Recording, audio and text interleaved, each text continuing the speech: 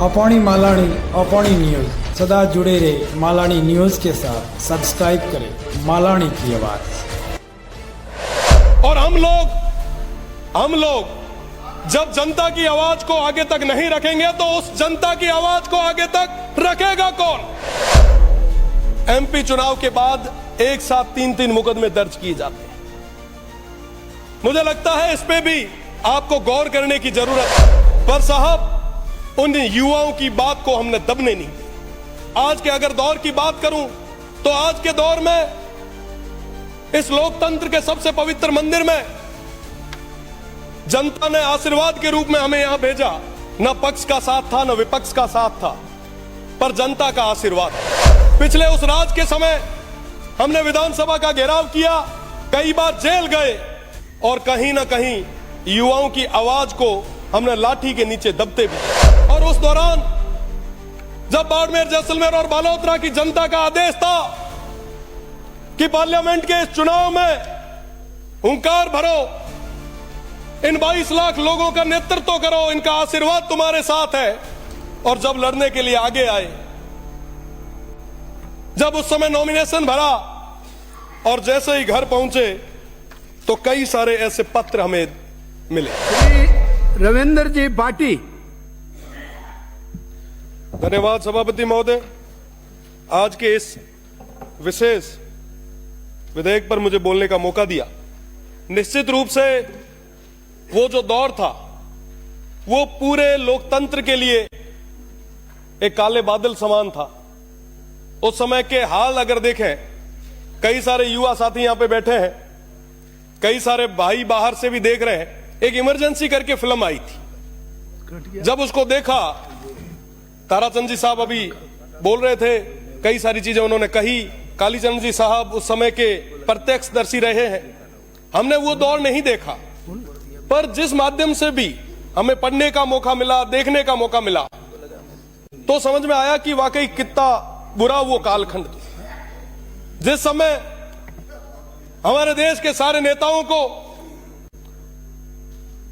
स्वर्गीय हमारे प्रधानमंत्री अटल बिहारी जी वाजपेयी को, जेपी जी को और तमाम देश और प्रदेश के नेताओं को, युवा साथियों को इमरजेंसी के दौरान उन सलाखों के पीछे भेज दिया गया। लोकतंत्र का गला घोटने का काम उस दौर में किया गया। और मैं इस सदन के माध्यम से उस समय के उन तमाम लोकतंत्र के सेनानियों को मैं बारंबार वंदन करता हूं, जिनके त्याग, तपस्या और हिम्मत की बदौलत यह लोकतंत्र आज इस मजबूती के साथ खड़ा है। अगर मैं वर्तमान परिप्रेक्ष्य की बात करूं तो कई सारी चीजें हैं जिनमें आज भी बदलाव आ रहा है। मैं कहना चाहूंगा कि मैं छात्र राजनीति के माध्यम से यहां तक पहुंचा हूं। पिछले राज के दौरान जब हम विरोध प्रदर्शन करते थे, जब युवाओं की बात सदन तक और सरकार के सामने रखने का प्रयास करते थे, तो उस दौरान कई बार लाठियां, कई बार मुकदमे हमें सहने पड़ते थे। मैं आपको बताना चाहूंगा, पिछले उस राज के समय हमने विधानसभा का घेराव किया, कई बार जेल गए और कहीं ना कहीं युवाओं की आवाज को हमने लाठी के नीचे दबते भी देखा। पर साहब, उन युवाओं की बात को हमने दबने नहीं दिया। आज के अगर दौर की बात करूं तो आज के दौर में इस लोकतंत्र के सबसे पवित्र मंदिर में जनता ने आशीर्वाद के रूप में हमें यहां भेजा। न पक्ष का साथ था न विपक्ष का साथ था, पर जनता का आशीर्वाद।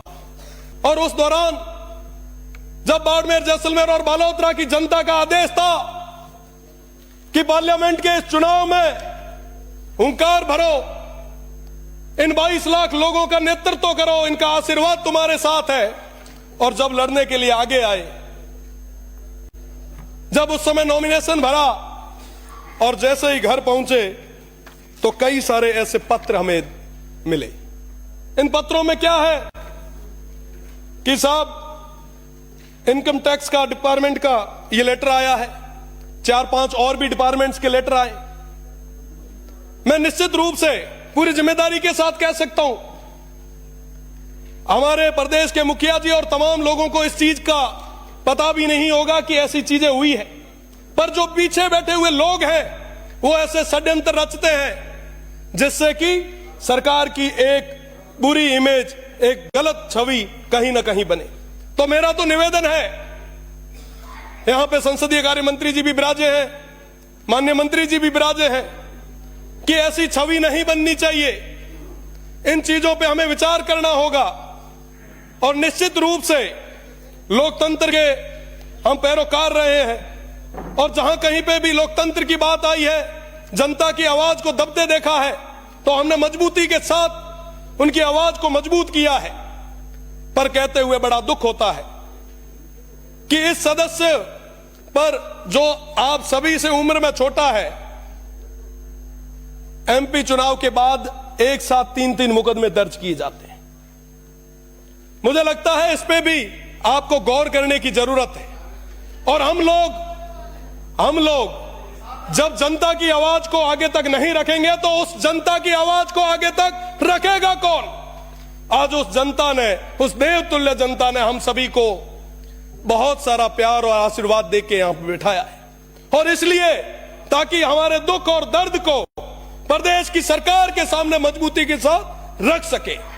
और जब यहां पे उस दुख और दर्द को रखा जाता है तो कई सारे जो पीछे बैठे हुए लोग हैं, मैं कह सकता हूं, बड़े दावे के साथ कह सकता हूं, हमारे जो नेता हैं, हमारे जो लोग हैं, उनको इस चीज की अभी तक पता ही नहीं होगा, उनको भनक तक लगने नहीं दी होगी, और पीछे बैठे हुए कुछ लोगों के द्वारा षड्यंत्र और साजिशों के द्वारा आवाज को हमें दबाने का प्रयास किया जाता है। मेरा निवेदन है कि इस बार पे गंभीरता से आप सोचें, आप विचार करें, क्या वाकई हम लोकतंत्र को मजबूत कर रहे हैं?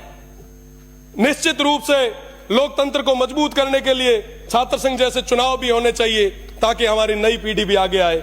मैं पुनः सभापति महोदय को बहुत बहुत धन्यवाद देता हूं और निवेदन भी करता हूं कि हमारे जो लोकतंत्र के सेनानी थे उनको पूरी सुविधाएं मिले, निश्चित रूप से उनको याद किया जाए, हर स्कूल में उनको पढ़ाया जाए ताकि पता चले कि साहब वो हमारे लिए लड़े थे। बहुत बहुत धन्यवाद। जय हिंद, जय भारत।